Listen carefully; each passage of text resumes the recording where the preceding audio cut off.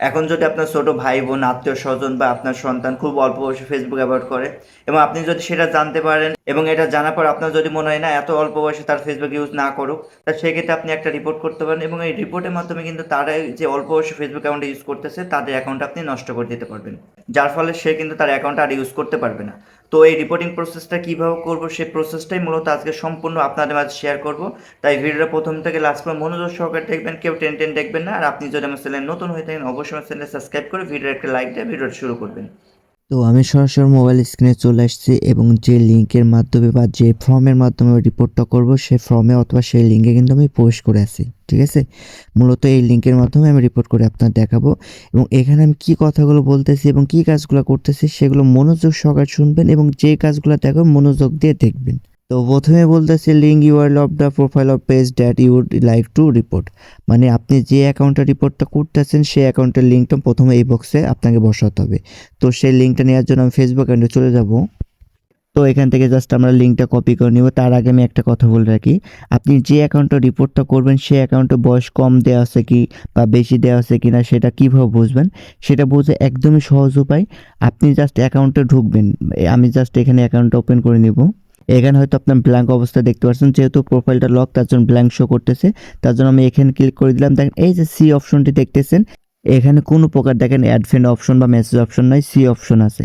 তো এই সকল অ্যাকাউন্টে আপনি অটোমেটিক ভেবে নেবেন যে জন্ম তারিখ খুব কম দেওয়া আছে। কম দেওয়া আছে বলতে এই অ্যাকাউন্টের জন্ম তারিখ আপনার 2005ও দেওয়া থাকতে পারে, 2006ও দেওয়া থাকতে পারে, 2007ও দেওয়া থাকতে পারে।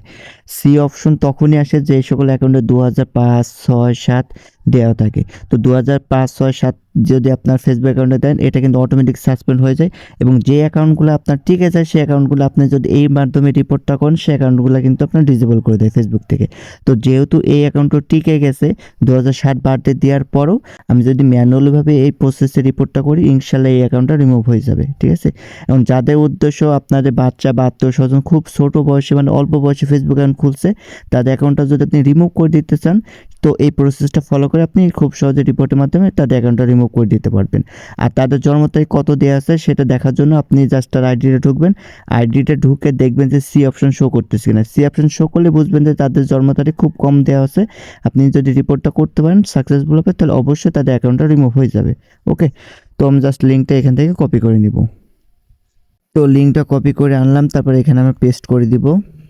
তারপর এখানে বলতেছে full name of the person ইউড like to report, মানে যে অ্যাকাউন্টে আমি রিপোর্টটা করবো সে অ্যাকাউন্টে ফুল নেমটা আমার এখানে বসাতে হবে। তো তার ফুল নেম হচ্ছে মিস্ট মারিয়া আক্তার, আমি জাস্ট এখানে বসাই দিব।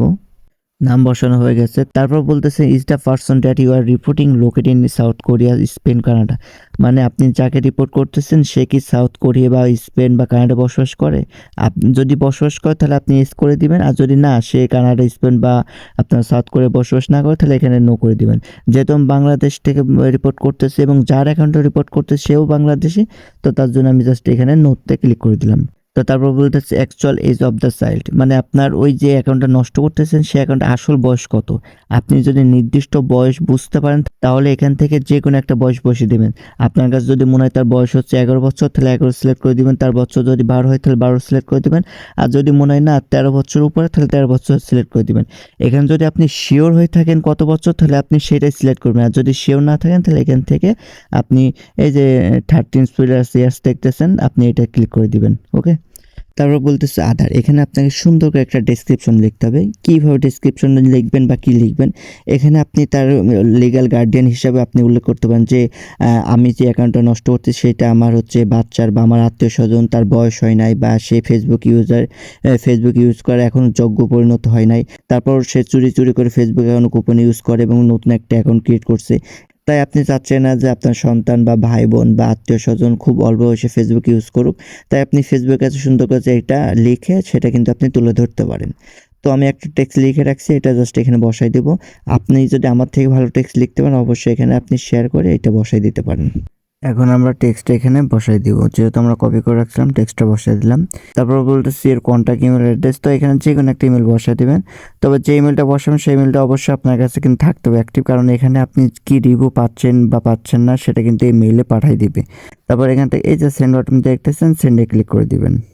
তো তো তারপর দেখেন আমাদের কিন্তু এটা সাবমিট হয়ে গেছে, বলতেছে ফর্ম সাবমিটেড সাকসেসফুলি। তবে আমি একটা কথা বলে রাখি, এটা যদি আপনার মোবাইল মোডে সাবমিট না দেয় তাহলে অবশ্যই ডেস্কটপ মোড করে নেবেন, তাহলে 100% সাবমিট দিবে।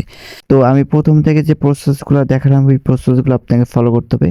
যদি এই প্রসেস ফলো করে যদি আপনি রিপোর্টটা করতে পারেন তাহলে ইনশাল্লাহ 100% আমাদের রিপোর্ট কাজ করবে এবং আপনি রিপোর্টের মানে যে অ্যাকাউন্টটা রিমুভ করতেছেন সেই অ্যাকাউন্টটা খুব সহজে রিমুভ করে দিতে পারবেন। তো ভিডিওটা আমি এখানে স্টপ করতেছি। ভিডিও যদি ভালো লাগে অবশ্যই লাইক, কমেন্ট এবং আমার চ্যানেলটা সাবস্ক্রাইব করে রাখবেন।